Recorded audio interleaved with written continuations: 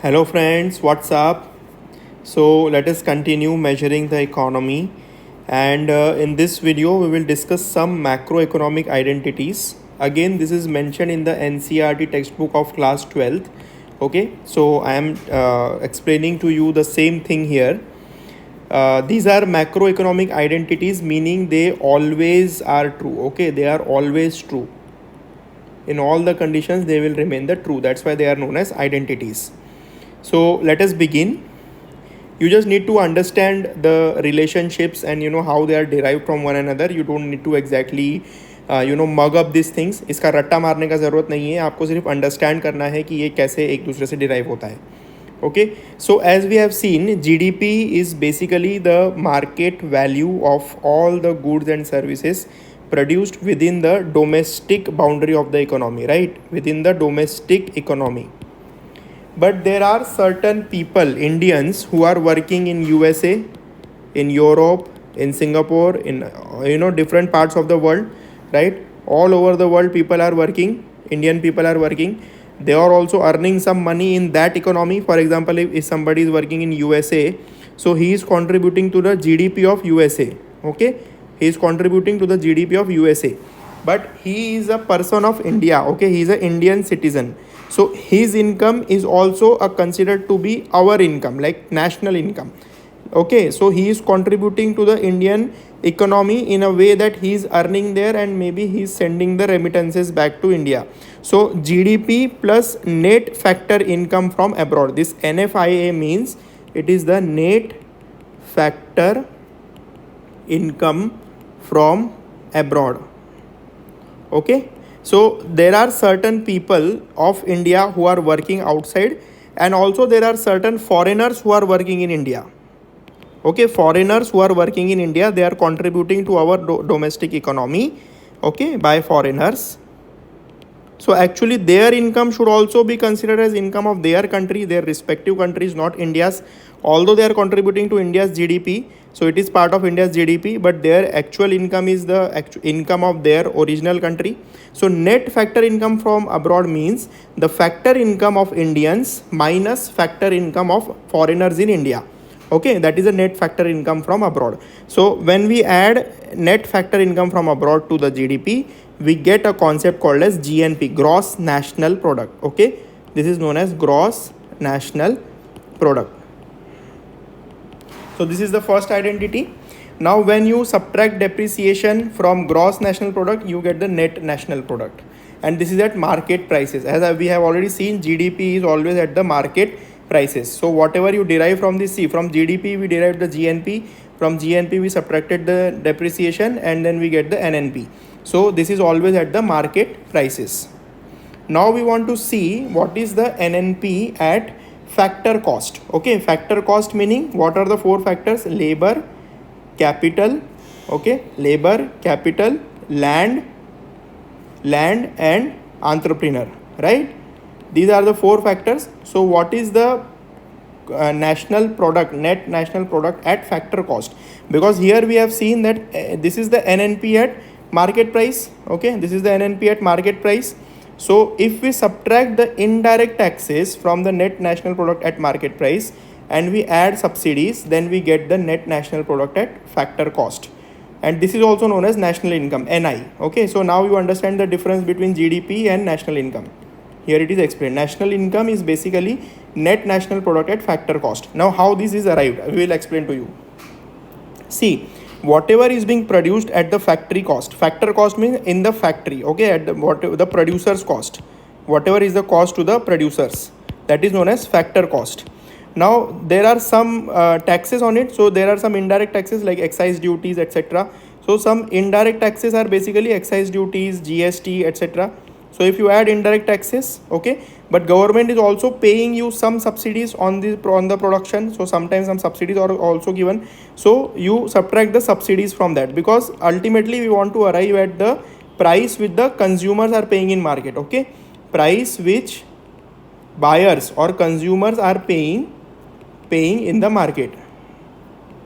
Okay, so this is a very simple thing. Okay, whatever is the cost to the production, cost to the producers, plus you add the taxes and you subtract the subsidies, you will get the price which is in the market, which the buyers are paying in the market.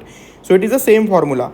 Producer cost, which is factor cost, plus indirect taxes minus subsidies is the market price, NNP. So we just adjust this, we subtract the indirect tax and we add the subsidies this side, because if it goes this side it will become positive and this will become negative. So it is the same thing, NNP at market price minus indirect taxes plus subsidies is equal to NNP at factor cost, and this part is basically from the government. So taxes are collected by the government, subsidies are also paid by the government.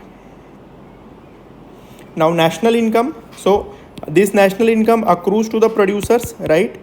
This is accruing to the producers because it is at the factor cost. Now out of the total income that the producers are receiving, all the firms are receiving, the companies are keeping some undistributed profits. Okay, they are not distributing all the profits to the factors of production, so they are keeping it with the firm itself. Okay, and the firm then maybe it will use that money to reinvest, to plow back that as an investment. So there is there are some undistributed profit. Then some households are also doing some interest payments because it may have taken some loan. Okay, so it is doing some interest payments.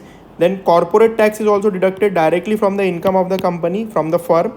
And then there are some transfer payments to household by government and firms. So whatever transfer payments, meaning these are the current transfers, like for example some gifts, okay, or anything is there, any aid, any subsidies given.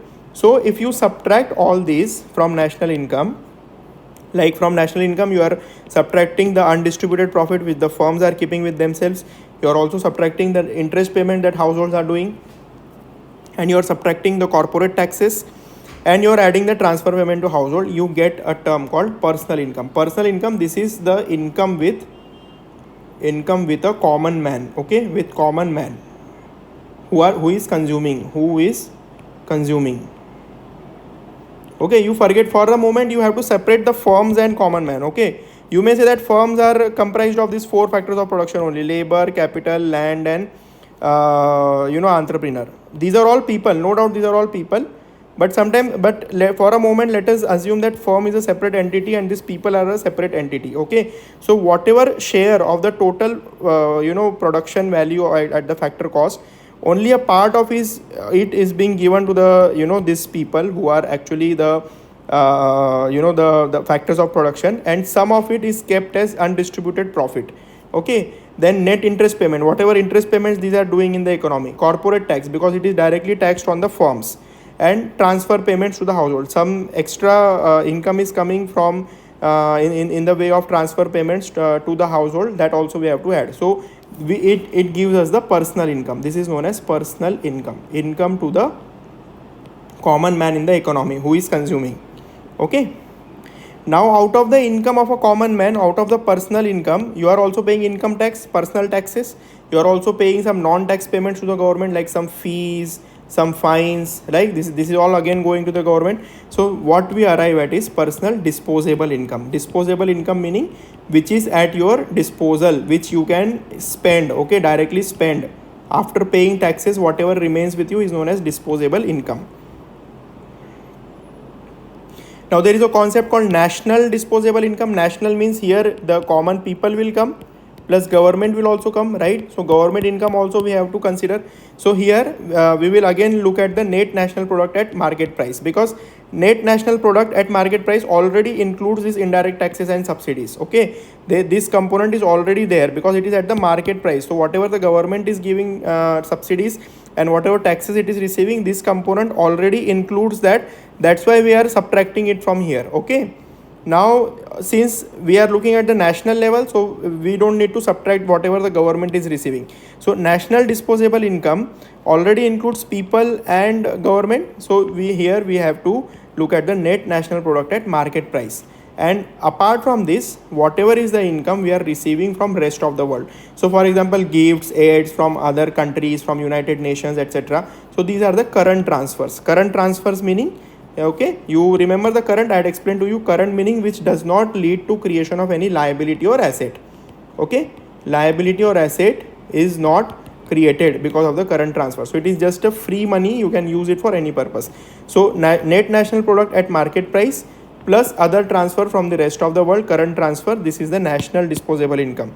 This is the maximum amount of goods and services the domestic economy has at its disposal. See, domestic economy meaning it includes both personal, okay, people plus government, right? People plus government, both are included here. Then there is a last concept which is known as private income. Okay, there is a last concept which is known as private income. So private income meaning which is the income which is accruing to the private sector, total private income. Okay, so we have to leave apart the government sector.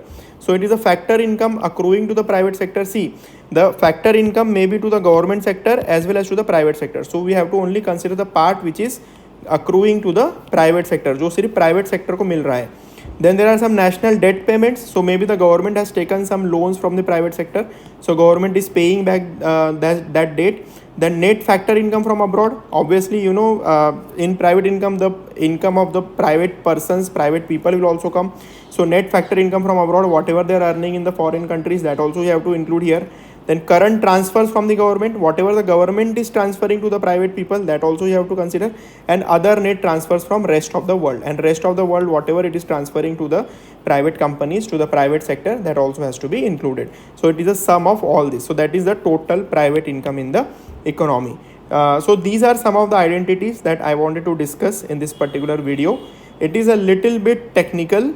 Okay, you don't need to exactly remember, but once you understand the logic behind each and every of this, I think it will be fairly easy for you to understand. I will suggest you to definitely read the NCERT, watch this video 2 or 3 times, then you will definitely get it crystal clear in your mind. Thank you.